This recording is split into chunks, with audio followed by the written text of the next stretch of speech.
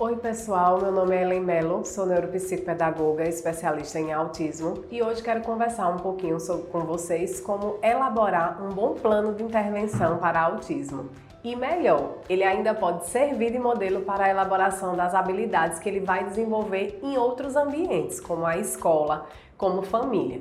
A escola, por exemplo, a gente já sabe que é um ambiente bastante desafiador para o TEA.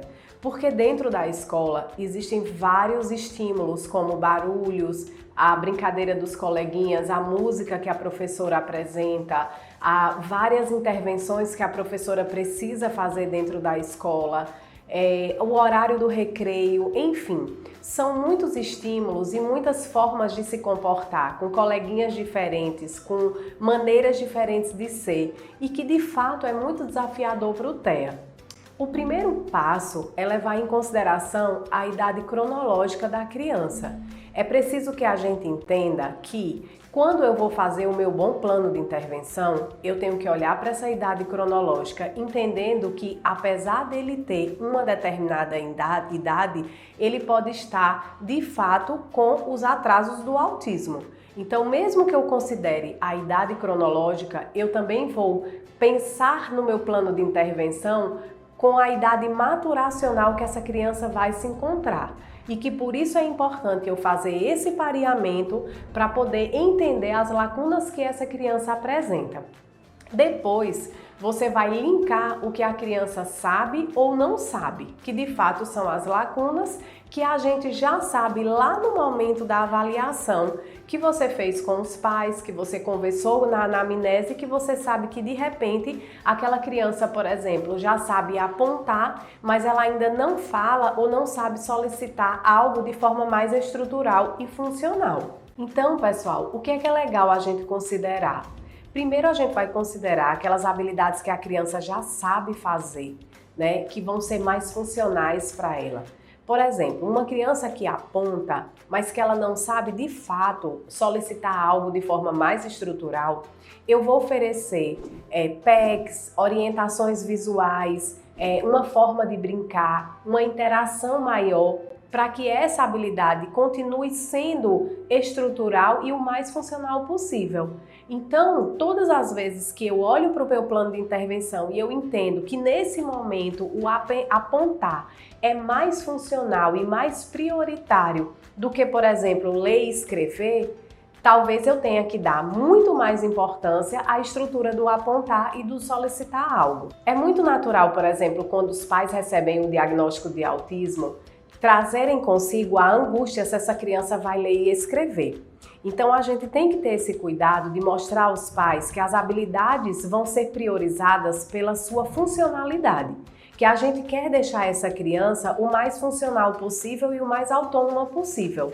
E que se for possível sim, a leitura e a escrita, e ela vai estar lá nesse plano de intervenção, nós vamos dar também uma atenção para que esse processo possa acontecer. E que essas habilidades elas vão fazer mais sentido para o paciente, para aquela necessidade que ele apresenta no momento. Muitas vezes, ler e escrever não vai ser mais funcional do que se vestir sozinho, do que ir ao banheiro, do que tomar banho. E aí, por isso que nós precisamos estar muito bem linkados com os pais, para que eles confiem no passo a passo que a gente está elaborando nesse plano de intervenção. Depois de validar as habilidades que são mais funcionais, é hora de você traçar um programa de ensino em cada área. Vamos supor, a depender da linha que você escolha trabalhar, mesmo assim você vai precisar prestar atenção no seu plano de intervenção em relação às áreas pedagógicas, de comportamento, linguagem e interação social. Essas áreas, esses segmentos são extremamente importantes para focar nos objetivos mais imediatos dessa criança. Eu vou linkar todas essas áreas e dar uma funcionalidade mais natural possível para essa criança com autismo. No plano de intervenção, que, lembrando para vocês, precisa ser individualizado porque estamos considerando um sujeito, uma subjetividade, uma criança, uma pessoa que está além do diagnóstico. É necessário que nesse plano individualizado a gente possa registrar esses planos de ação, ou seja, como é que eu vou fazer para aplicar e ensinar essa criança. É como se fosse uma metodologia. O que é que eu vou desenvolver? Quais são as brincadeiras que eu vou colocar? Quais são as habilidades que eu quero alcançar com essa brincadeira? De que forma eu vou priorizar ou oportunizar situações para que essa criança possa desenvolver? E aí, o último e muito importante é que nós precisamos medir e revisar como está o desempenho do seu paciente.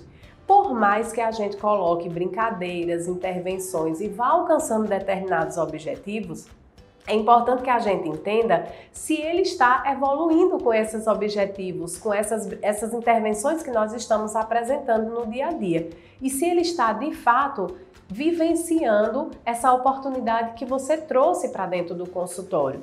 Então, eu vou anotar, organizar e revisar essas habilidades que estão sendo trabalhadas e se ele está evoluindo ou não, que inclusive vai determinar, tá? Se você segue ou não com essas atividades, se você precisa trocar, se existe algum determinado contexto ou dificuldade que essa criança está apresentando, se ele está entendendo esse plano de intervenção, se quando você traz uma proposta para ele, ele também está compreendendo aquilo que você quer que ele vivencie. Então é isso, pessoal. Se você gostou desse vídeo, se inscreve aqui no canal, ativa as notificações e me segue nas redes sociais. Até mais!